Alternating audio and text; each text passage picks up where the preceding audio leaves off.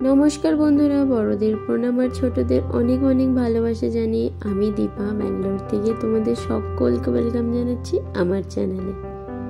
আশা করি তোমরা সবাই খুব ভালো আছো আর সুস্থ আছো। তো আজ বানাচ্ছি পমফ্রেটের তেল ঝাল, যেটা গরম গরম সাদা ধোঁয়া ওঠা ভাতের সাথে একদম অমৃত লাগবে। যাকে খাওয়াবে সে কিন্তু ভীষণ খুশি হয়ে যাবে। এই রান্নাটা কিন্তু একদম রিচ হবে না। তো চলো রেসিপিটা বলে দিই।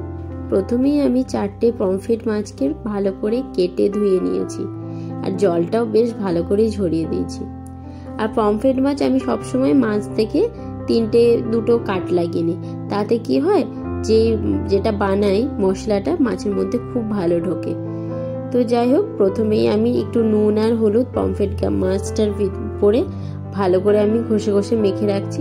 এটা আমি সব মাছের ক্ষেত্রেই করি। তো নুন হলুদটা ভালো করে আগে মাখিয়ে রাখি। তো তারপর একটা গ্যাসের উপরে কড়াই বসিয়ে কড়াইতে কিছুটা গরম হলে তারপর দিয়ে দিচ্ছি সর্ষের তেল। মাছ বা মাংস সেটা সর্ষের তেলে করলেই কিন্তু স্বাদটা বেশ ভালো হয়। তারপর তেলটা গরম হলে সেটার উপর দিয়ে দিচ্ছি একটু নুন। আর নুনটা কেন দিচ্ছি বলো তো? যাতে মাছটা না ভেঙে যায়। নুনটা দিলে পনির বা মাছ তুমি যাই ভাজো সেটাতে দেখবে একদম মাছ বা পনির কিচ্ছু ভেঙে যাবে না। তো এই টিপসটা আমাকে আমার বাবা শিখিয়েছিল, তো আমি ইউজ করে দেখি ভীষণ কাজে আসে। তো যাই হোক, তারপর ভালো করে কড়াইটার মধ্যে তেলটা স্প্রেড করে দিয়ে মাছটা জাস্ট এপিট ওপিট করে একটু ভেজে নিচ্ছি। আর আমি কড়াই একটা একটা করে মাছ ভাজছি, তার কারণ কড়াইটা আমার খুব বেশি স্প্রেড তো নয়, মানে ছড়ানো কড়াই নয়।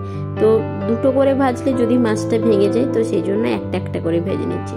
আর মাছটা আমি জাস্ট এপিট ওপিট করে ভেজে নিচ্ছি, একদমই কড়া ভাজবো না। কারণ যে কোনো সামুদ্রিক মাছ না কড়া ভাজলে টেস্টটা অনেকটাই চলে যায় আর তার গুণাগুণটাও চলে যায়। আমি চেষ্টা করি যে কোনো ফ্রেশ মাছ খুব কম ভেজে বা না ভেজে রান্না করতে। তো যাই হোক, মাছটাকে আমি 2-3 ব্যাচে করে ভেজে নিচ্ছি। 4টে মাছ 4 ব্যাচে ভেজে নিয়েছি, মানে একটা একটা করে। তো মাছগুলো সমস্ত আমার ভাজা হয়ে গেছে। আর দেখো, মাছগুলো ভাজার পরও কিন্তু তোমাদের দেখাচ্ছি নুন দেওয়ার কারণে একদম মাছগুলো ভাঙেনি, পুরো একদম গোটা গোটা মাছ আছে। তো তোমরা যারা জানো না এই ট্রিক্সটা একবার ফলো করে দেখবে, ভীষণ কাজে আসবে। তো মাছ ভাজা তো আমার হয়ে গেছে। তারপর এই তেলটার মধ্যেই দিয়ে দিচ্ছি একটুখানি কালো জিরে, কাঁচা লঙ্কা ফোড়ন। সামুদ্রিক মাছে দেখবে নর্মাল একটুখানি কালো জিরে কাঁচা লঙ্কা ফোড়ন দিয়ে যদি তুমি রান্না করো না, ভীষণ টেস্ট হয়। আর এই তেল ঝালটার ক্ষেত্রে তো কালো জিরে কাঁচা লঙ্কাটা তো মাস্ট। তারপরে কালো জিরে কাঁচা লঙ্কা দেওয়ার পর একটু দিয়ে দিচ্ছি টমেটোটা দিয়ে একটুখানি নাড়াচাড়া করে নেব। তারপর দিয়ে দেব নুন, যাতে টমেটোটা খুব তাড়াতাড়ি গলে যায়। আর টমেটোটা যত ম্যাশড হবে না, তত টেস্টটা বেশি ভালো হবে। টমেটো যদি একদম শক্ত শক্ত থাকে তাহলে কিন্তু টেস্টটারও অনেকটা হেরফের হয় সব রান্নার ক্ষেত্রে। তো টমেটোর উপরে নুনটা দিয়ে সামান্য একটু নাড়াচাড়া করে নিলাম। তো নাড়াচাড়া করা হয়ে যাওয়ার পর যখন দেখবো অনেকটাই মেল্ট হয়ে এসছে, তখন এই হাফ চামচের মতো একটু আদা বাটা দিয়ে দেবো। তারপর খুব সামান্য পরিমাণে একটুখানি ধনে গুঁড়ো, জিরে গুঁড়ো, একটুখানি কাশ্মীরি লাল মির্চের গুঁড়ো, একটু হলুদ গুঁড়ো, মানে যেগুলো আমাদের প্রতিদিনের রান্নার মশলা, সেগুলো খুব সামান্য, একদমই সামান্য করে সেগুলো দিয়ে দিতে হবে। তো মশলাগুলো সমস্তই আমি দিয়ে দিয়েছি, দেখো।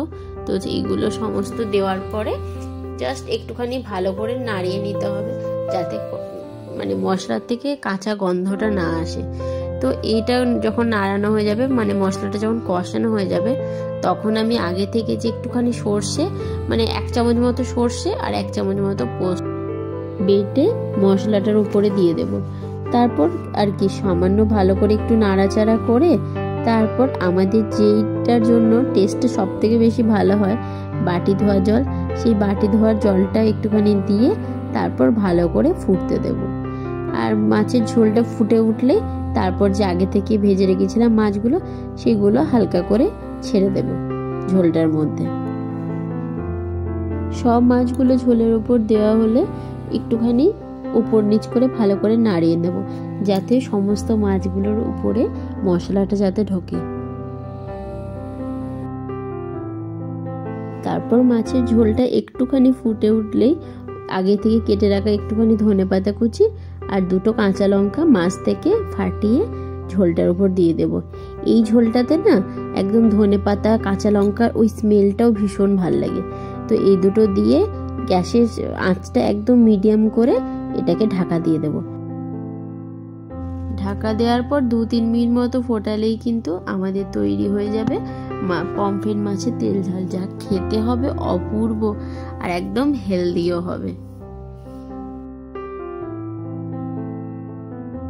তো 2 মিনিট পর ঢাকা সরিয়ে দেখছি পমফ্রেট মাছের তেল ঝাল কিন্তু আমার একদম তৈরি হয়ে গেছে। আর এটা দেখতেও যতটা সুন্দর হয়েছে স্বাদেও কিন্তু ঠিক ততটাই সুন্দর হবে। তো যাই হোক, আজকে শনিবারের দুপুরবেলা আমি গরম গরম ভাতের সঙ্গে এটা সার্ভ করেছিলাম।